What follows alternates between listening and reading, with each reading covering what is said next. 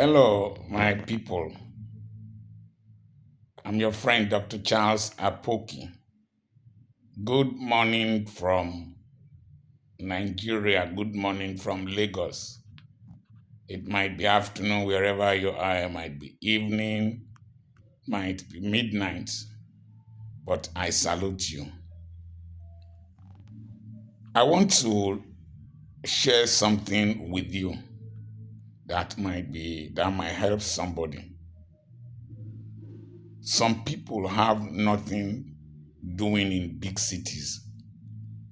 You don't have any reason being in some of these big cities you live in. Some people do not have any reason living overseas. I always review my life and my circumstances. I always confront reality. When I reviewed my life at Aba at the age of 40, and I found out that I was not catching up with my vision and my dreams. And I found out that the environment was no longer conducive for the potentials in me. And my speed in life was not catching up with the destination I wanted to reach. When I found out that practicing medicine, based on my background and the environment I was in, I decided to leave and went to a smaller town, Ughelli. Then there was no telephone, there was no internet. I had to go to Warri to make calls, check my emails, and all that. But we have grown in that small town. We've become a global entity. We've made impact globally. From Ughelli, I've been able to travel to several nations of the world. I've been able to train my children overseas. I've been able to have a global family and influence. From Ughelli, I make dollars while asleep. And I am happy. I would not have been able to have reached this level if I had remained in Aba. I would most likely have not reached this level if I was in New York or the UK practicing medicine. There is nothing wrong in those places, but you must know your capacity, your circumstances, your competencies, and where you are heading to, and the course of life you want to follow, and your constitution. I don't like stress, and I can't cope with stress. When I mean stress, environmental stress, I can work hard, but noise, traffic, pollution, congestion, I suffer from claustrophobia. From my house to the airport, Osubi Airport, is about 30 kilometers. I could take my time. We drove slowly and we got to the airport within 30 minutes to 45 minutes. I was checked in, I sat down, waited for the flight, relaxed before I boarded the flight. We landed in Lagos. To trace the vehicle that came to pick me, I found out that the routes had changed. There was no pickup. where at the arrivals anymore. I had to cross the road with the protocol and went to the car park. They did that so that the car park can get maximum usage, good economically, but stressful physically. If I land in Ughelli, in Osubi, I just come out of arrivals, the car park is there, I walk across, and I enter the vehicle, my protocol team will come and pick me up. Stress-free. In a few minutes, I'm in my house or wherever I want to go to. From the airport to the Badagry area, if you see traffic, disorganization, people driving right, left, and center, people under pressure and tension, people with pipes, plastic pipes, I don't know what they are doing, and so many poor people that have no reason being in Lagos, returning home as if there a war, there was a battle coming, and they were running away from war. And I looking at their faces, their dressing, I was imagining where they were going to sleep. Some of them might not get home until maybe 10 o'clock, 12 o'clock at night. And this area I am now, I remember when I came to Kokomaiko, to the Church of God Mission to speak, we had to leave by around 4 a.m. one day to be able to catch a flight that is built for 8 o'clock because of traffic. Then the borders were opened.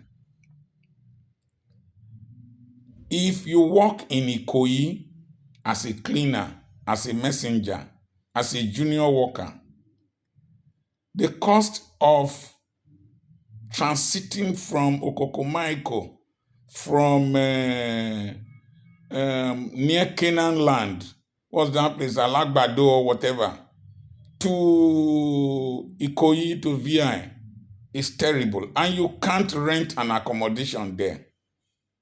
So you see people living in squalor, living in poverty, but they are living in a big city called Lagos.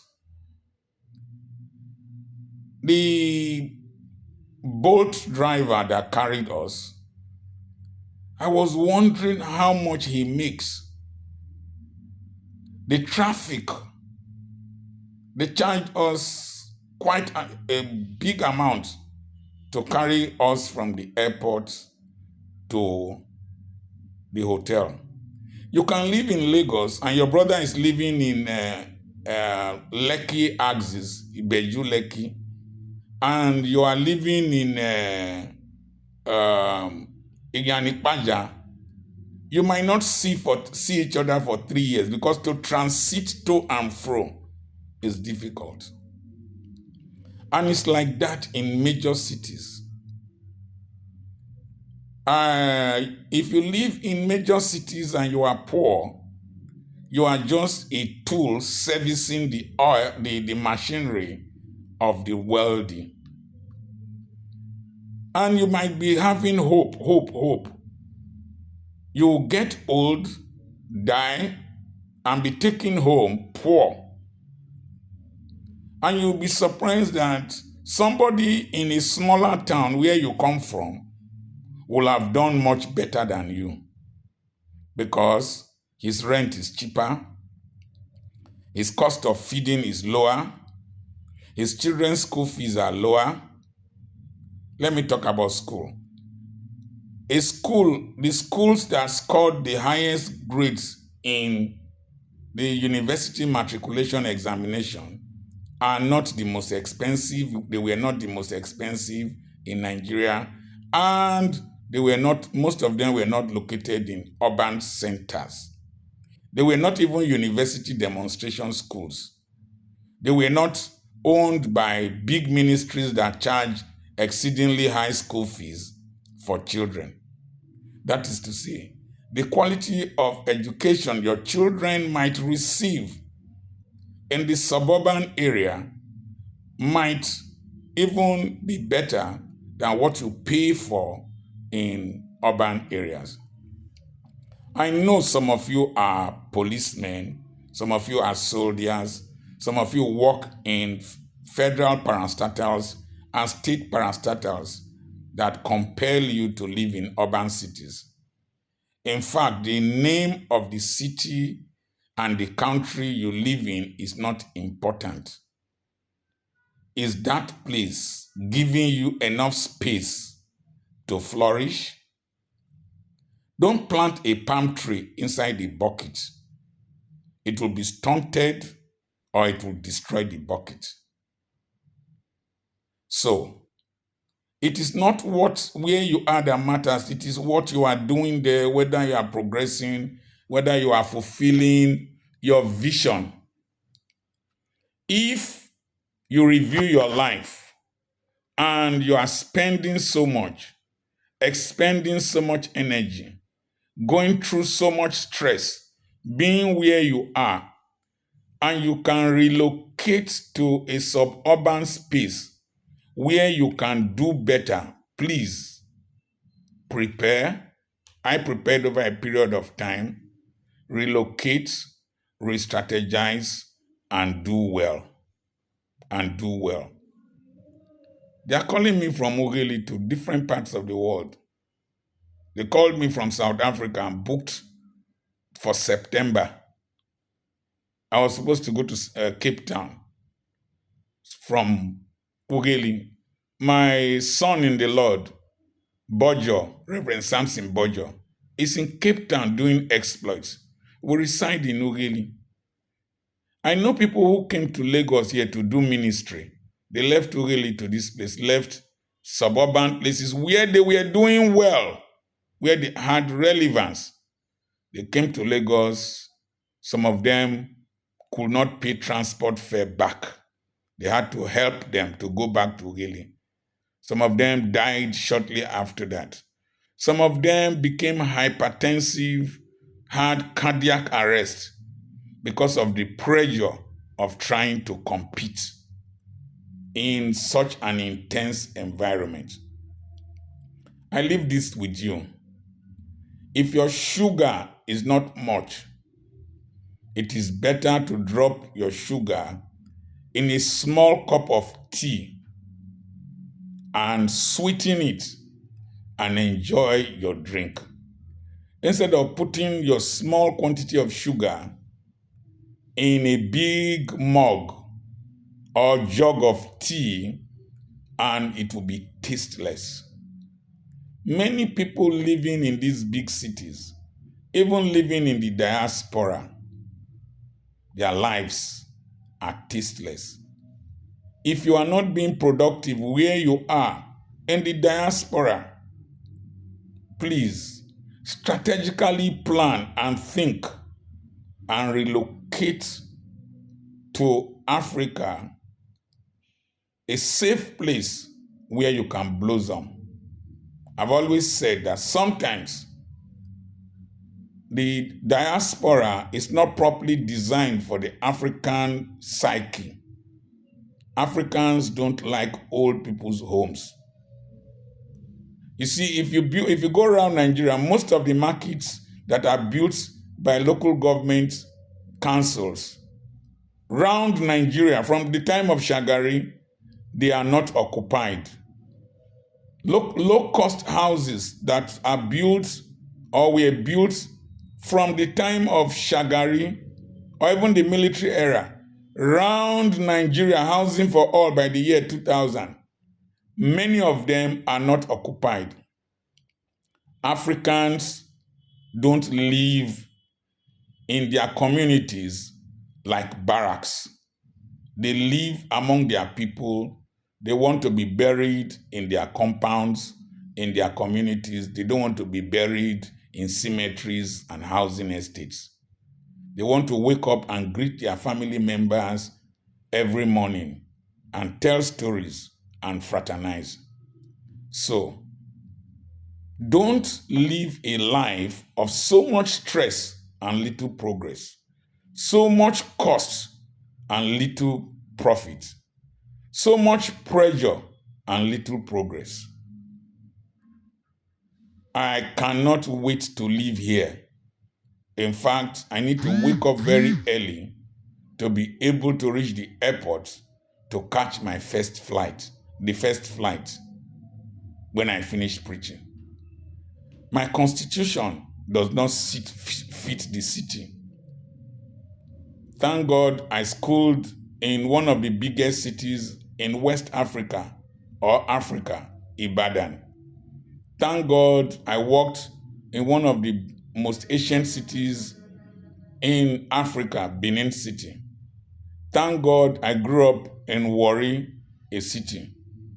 Thank God I lived in Aba. But living in the suburban economy has suited me. It will surprise you to know, like as I said about foreign exchange and your personal economy, that in some of these suburban communities, a lot of millionaires are there. In a Furoto where I farm, there is a teacher that came there years back, and he has remained there, married there. He's a multi-millionaire in Efuruto. The properties he bought years back have so increased in prices or increased in price that he is a multi-millionaire. The woman grinding cassava there, you'll be surprised at how much cassava she grinds daily. There's somebody came to establish a bakery in Efuruto there. His bread goes round those villages around there. There's a young man who is a very senior member of staff in the Delta State Civil Service. He comes to do point of sale services. He gives money to people through what we call POS here. You'll be surprised how much he makes daily. If you can't compete in the city, please relocate to a suburban environment and maximize your life. The whole of living is not the glamour alone. It is fulfillment, enjoyment of your existence. There are hotels in Ughelli that are far, far better than where I am now, far, far cheaper than where I am now, and more facilities, in fact, more facilities than what I have here. And this is Lagos. But those facilities are owned by people in Ughelli, a suburban economy. Please think about the suburban economy, particularly when you are 40 and above and you are in the city and not making a headway. With the internet, you can reach the world from anywhere you are. After all, I reach you from my farm. I remain your friend, Dr. Charles Apoki. Remember to subscribe to my YouTube channel. Remember to press the notification button. Remember to share this with people. Somebody sent me a message from Ibuzo yesterday that he was reading the pastor, his finances, and his family, that he wished that he heard such messages 20 years back. Please help somebody now. Let him hear these messages now, or her hear these messages now, by sharing it in your countries. I want to thank my friends in Nigeria, those of you who are in my mentorship group. Thank you so much. You mean so much to me. If you want to join the mentorship group, send a message to +234 7052136763. And go to my online bookshop, petrapublications.com, Petra, Petra publications.com, one word. And you can support this ministry by gifts, donations, and any other way you know it will help us. God bless you.